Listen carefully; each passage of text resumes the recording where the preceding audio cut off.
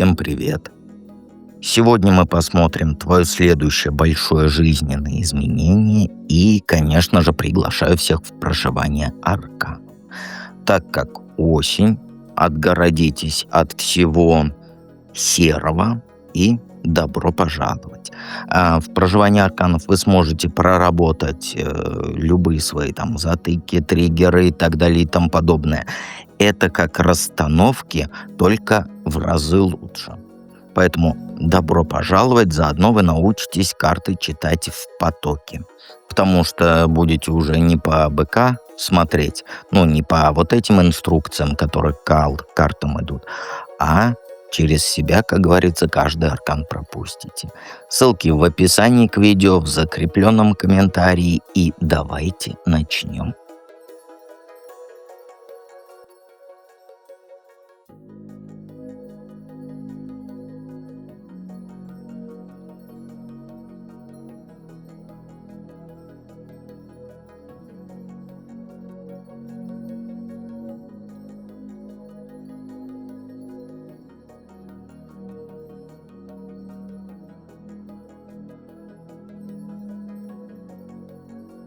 Единички. Первые две карты — сигнификация, на каком жизненном этапе ты сейчас находишься. Знаешь, ты сейчас живешь в режиме сердце в одну сторону, голова в другую сторону. У тебя внутри сидит очень чувствительный эмоциональный человек, который хочет на ручки, хочет тепла, заботы, отношений мягких. Ты готова отдавать, ты готова понимать, ты готова поддерживать, лишь бы получить вот это тепло. Но жизнь, она, знаешь, ставит тебя в такие условия, где жесткой нужно быть, быстрой нужно быть. То есть вот этой снежной королевой. Тебя как будто заставляют быть не той, кем ты есть на самом деле. Из-за этого ты постоянно в напряжении. Например, на работе тебе приходится резкие решения принимать, людей увольнять, отказывать в помощи коллегам. Вечером домой ты приходишь и чувствуешь себя гадко. Или в отношениях. Ты хочешь быть нежной, понимающей, но твой мужчина ведет себя так, что приходится включать эту королеву снежную и ставить его на место. И этот разрыв между твоей внутренней природой и внешней этой необходимостью, они тебя выматывают до предела. Ты расслабиться не можешь, потому что ты всегда ждешь, что сейчас снова в бой. Хотя душа уже давно просит покоя. Ты как будто пытаешься одновременно быть и мамой, и этим, самураем. И это состояние, оно не дает тебе счастливой быть. Потому что ты постоянно предаешь либо свои чувства, либо свои принципы. У тебя из крайности в крайность. Какое изменение большое? Знаешь, твоя жизнь ускорится до предела. Ближайшие несколько месяцев, они на американские горки будут похожи. Судьба, она готовит тебе очень резкий и быстрый поворот, который ты никак не могла спланировать. И это не будет что-то одно, это будет целая лавина событий, которые произойдут. Знаешь, я тебе объясню. Живешь хоп, произошло, мизинчик ударило. Через неделю тарелку разбила. А это будет одновременно сразу все. Ты получишь еще неожиданное сообщение. Или звонок, который перевернет все с ног на голову. И это будет предложение о переезде в другой город по работе. И тебе придется очень быстро решение принимать. То есть прям бегом собирать вещи, планы менять. И все, что тебе сейчас кажется стабильным и предсказуемым, это значит, это в движение придет. То есть это будет хаос. Немного страшно, но это будет и невероятно захватывающе. Ты почувствуешь, что жизнь наконец-то сдвинулась с этого болота, с этой мертвой точки. Это не то изменение, к которому нужно подготовиться. Нет, это как тебя поток подхватит, и тебе никак не сопротивляться ему, а только плыть и куда потоку занесет. Какой совет? Ну, знаешь, эти перемены начнутся, и вот твой главный совет — голову не терять. И действовать медленно, но уверенно. Твоя вот эта энергия природная, твоя харизма, они помогут тебе легко там, как сказать, и знакомиться с новыми людьми, и какие-то новые обстоятельства вписываться. Ты сможешь очаровать кого угодно и быстро стать своей в любой там компании. Но, знаешь, вот одного вот этого мало. Тебе нужно будет включить режим вот этой практичности, своей практичной хозяйки. Как только ты переедешь или начнешь новый проект, вот сядь и план составь на ближайший месяц. Распиши деньги, куда чего девать. Найди там сразу спортзал свой ближайший, потому что ты там любишь, как говорится, попку качать. С документами разберись. Не откладывай вот такие мелочи на потом. Решай их сразу.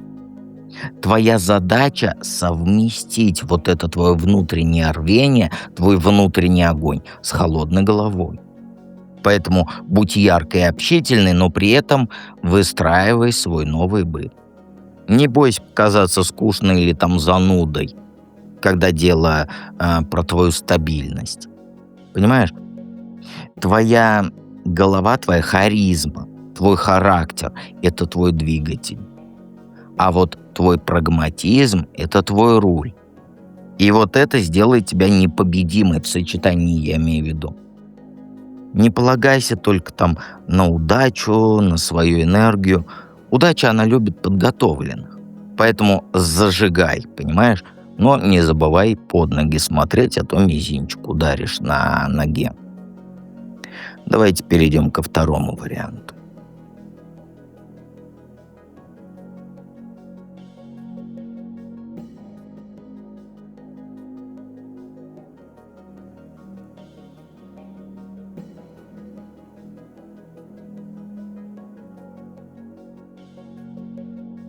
Двоечки. Двоечки — сигнификация, на каком этапе жизненном ты находишься. И знаешь, все очень даже неплохо выглядит. Вот внешне. А внутри борешься с собой, борешься со своими желаниями.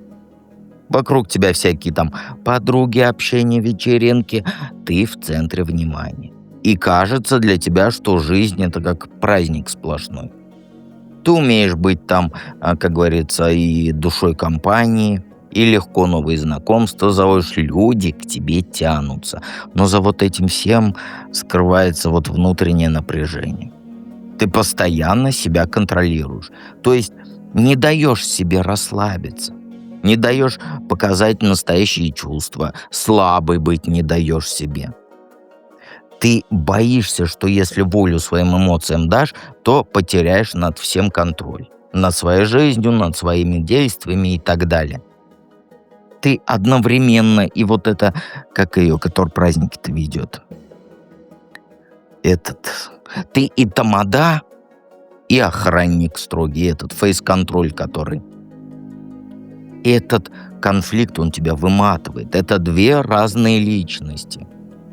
Например, там идешь навстречу там с подругами, смеешься, шутишь, а сама думаешь, надо выглядеть веселой, нельзя показывать, что я устала, нельзя показывать, что у меня проблемы. В итоге что? Ты не отдыхаешь, ты работаешь на публику. И вот это состояние, вот эти две противоречивые две личности, они забирают кучу сил у тебя. И вот радость от подруг, от общения с подругами, она становится фальшивой. Понимаешь? Какое большое жизненное изменение. Но знаешь, оно будет связано с тем, что ты встретишь человека, с которым сможешь построить вот настоящие отношения. Глубокие, я бы сказал. Но путь к этому будет не из легких. Ты прям буквально сбежишь из своей привычной жизни, чтобы это найти. Ты примешь, то есть спонтанное какое-то решение поехать куда-то, и вот не просто в отпуск, а может быть, на какую-то стажировку долго, на учебу, возможно, работа на время в другом городе. Тебе надоест вот эта вот жизнь поверхностная, и ты решишься на кардинальные перемены. И именно вот там, то есть вдали от своего привычного круга, ты мужика встретишь, который будет твоей родственной душой. И с ним тебе не нужно будет роль свою играть вот этой королевы снежной, что-то из себя строить не нужно. Вы будете друг друга понимать с полуслова, но, понимаешь, вот, как сказать, это не просто отношения будут. Не думай, что это вот мы встретимся, будем там целоваться, компоты пить. Нет, это вот что-то больше. Вот как объяснить-то тебе? Родственную душу встретишь. Вот как это объяснить, не знаю. Вот. То есть это отношения на взаимном уважении, на взаимном доверии. То есть это не просто чих-пых и разбежались. Вы будете вместе преодолевать любые трудности.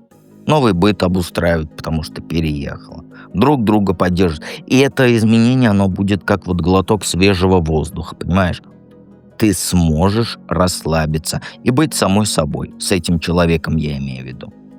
И вот эта встреча, она будет для тебя началом нового, вот более гармоничного этапа твоей жизни, где не нужно будет бороться там за внимание, за любовь и играть роль вот этого скомороха. Какой совет? За прошлое перестань цепляться и оплакивать то, что ушло. Твой главный тормоз — это твой бывший. Точнее, знаешь, не он, а вот твои воспоминания про разочарование с ним, то, что он тебе изменял, то, что он говнюк и прочее, вот это все. Ты сейчас стоишь на пороге новой жизни. Но ты постоянно оглядываешься назад. Понимаешь? Вот я уже говорил, но еще раз повторяюсь. Чтобы мужик новый пришел, со старым нужно, как говорится, распрощаться. Ты скажешь: да нет, мы уже давно не вместе. Вот это вот я уже привык слушать, что я о нем не думаю. Или там мужчина на пороге: я не думаю про старого. Но вот на пороге новый мужчина, это вы мне описали бывшего. Ну, конечно, ты не думаешь. Ладно, ты меня пытаешься обмануть. Ну, саму себя ты что ты обманываешь? Если у тебя мужик в любом бывший, я имею в виду, раскладе всплывает, это твоя цепь. Больше никак. Понимаешь? Поэтому один день выбери и устрой вот эти похороны своего прошлого. Вот возьми листочек бумаги, напиши на нем все, о чем ты жалеешь, всех тех, кто тебя обидел, все свои страхи тоже, а потом этот листочек сожги и по ветру пусти. И попрощайся прям, хоть и смешно для тебя это будет звучать, но прям реально устрой вот все пафосно. Там, по ветру вот этот листочек, пепел раскидай, чай с печеньками попей. Все пафосно, даже вот этот колпак на голову, я же, который на день рождения одевают, вот его одень. Это тебе покажется смешным, но это очень мощный ритуал, который поможет тебе поставить точку. Прям как вот сказать, как Новый год. Встречай вот это вот. Ну, справляй. Понимаешь? И займи себя делами. Если в другую страну переезжаешь, начни учить язык.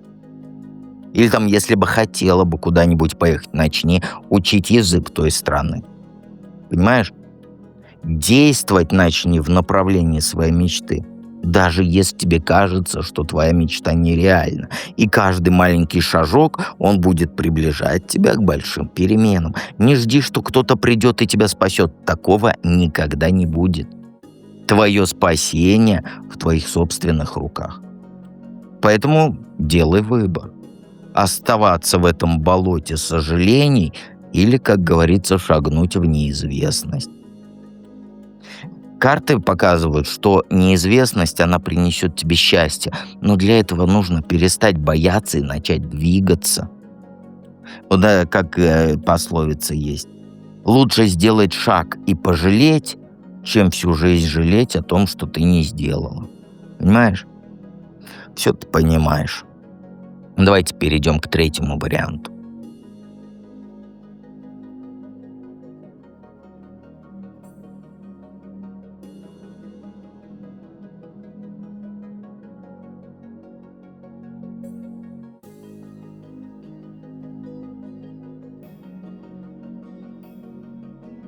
Троечки у нас на пороховой бочке живут.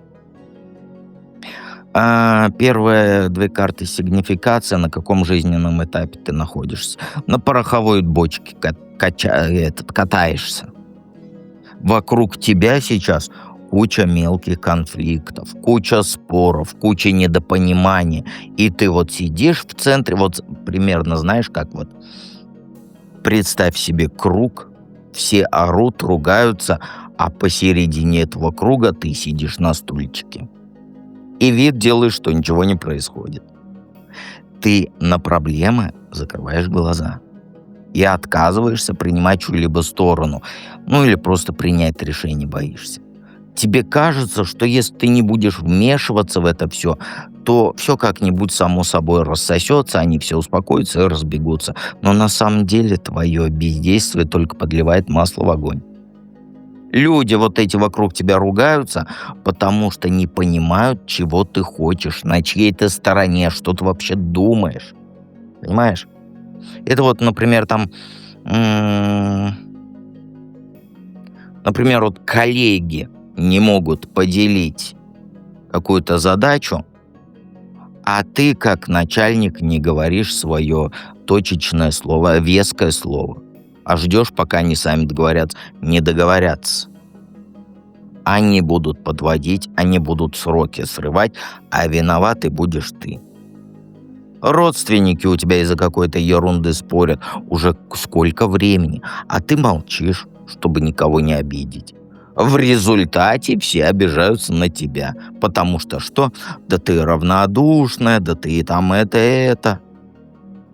Ты сама себя поставила в эту дурацкую позицию, типа вот я буду над схваткой наверху. Но по факту ты ведь эпицентр этой схватки. На стульчике сидишь, еще раз повторяюсь, а вокруг ругаются. И вот это выматывает тебя до предела. Ты кучу энергии тратишь на то, чтобы игнорировать очевидное. Какое большое изменение. Ну, знаешь, готовься к тому, что твоя игра вот в эту молчанку, она закончится. И закончится она не очень приятно. Изменение большое – это момент, когда жизнь заставит тебя посмотреть правде в глаза. То есть вот эта ситуация, от которой ты бегала давно, она накроет тебя с головой. И придется отвечать за свое бездействие. И это не будет разговор по душам. Нет, это вот какое-то официальное, формальное решение, которое вот поставит тебя перед фактом. Понимаешь? То есть ты получишь или увольнение, или о переводе там на другую должность, потому что ты не справилась вот с этим конфликтом. В личных отношениях тебе ультиматум поставят. Либо ты решение принимаешь, либо мужчина там и так далее все уходит. И он уйдет, это будет очень болезненно, потому что ты вот не можешь быть вот над этой схваткой, понимаешь? Ну никак. Без тебя только хуже. И ждут ночи бессонные, слезы, чувство вины, ощущение, что ты все провалила. Понимаешь? И потом будешь говорить, надо было раньше вот это сделать. И вот это изменение жизненно, какое бы оно было там неприятное, оно необходимо. Оно как вот укол, который сначала боль причиняет, а потом спасает от заражения. Укол, говорю, прививка. Судьба, знаешь, просто точку поставит там, где ты сама не смогла ее поставить. Но судьба это как делает? Как котенка, как говорится, мордочкой тыкает. И только после вот этого всего ты выдохнешь, начнешь двигаться дальше уже без вот этого груза неопределенности. Но больненько будет. Какой совет? Ну, совет, знаешь, перестань быть вот этой хорошей девочкой. Ты для всех хорошая девочка. Начни думать о себе. Ты в ловушку попала, которую сама себе построила. Тебе вот кажется, что ты решение не можешь принять, что любой выбор другой, любой стороны будет плохо, что ты всех обидишь, но это ж самообман. Ты можешь, ты просто боишься взять на себя ответственность. Ты привыкла жить вот в этой клетке из сомнений. Но дверь в ней, она не заперта, там нет замка.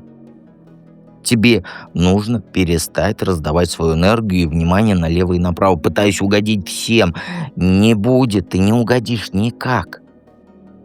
Это нечестная игра, где ты отдаешь взамен все, вернее, ты отдаешь все, а взамен ты получаешь ничего.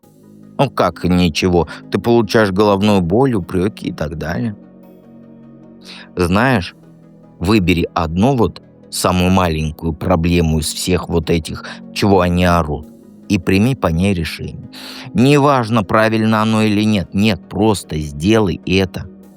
Позвони, скажи там да или нет, отправь там письмо, скажи человеку, что ты больше не будешь в этих играх участвовать. Тебе разорвать этот порочный круг нужно. И вот когда ты сделаешь первый шаг, ты почувствуешь облегчение, ты поймешь, что мир-то не рухнул, а ты свободней стала.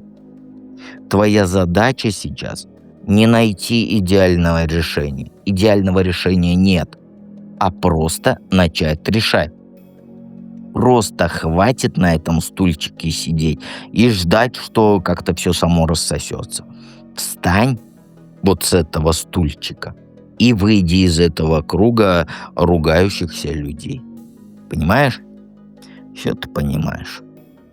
Подписывайся на канал, приходи в проживание арканов, и если чувствуешь себя одинокой, заходи в магический чат. Даже самые одинокие начинают себя чувствовать, как у деда на ручках. Правда, последние 2 дня я там мало появляюсь, но это только последние 2 дня. Буду чаще. И все ссылки в описании к видео и в закрепленном комментарии.